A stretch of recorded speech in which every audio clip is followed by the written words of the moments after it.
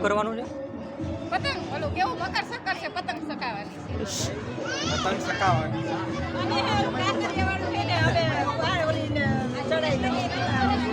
એ આખો છે ને એ આપણે પતંગ ચકાવવાની છે હવે.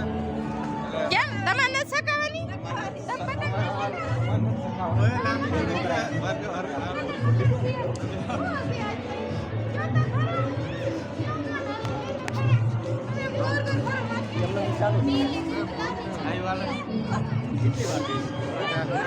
ફોટા પાડે ને યાર સંક્રાંતિ આવી જાવ ફોટા માટે આપજો આવી જાવ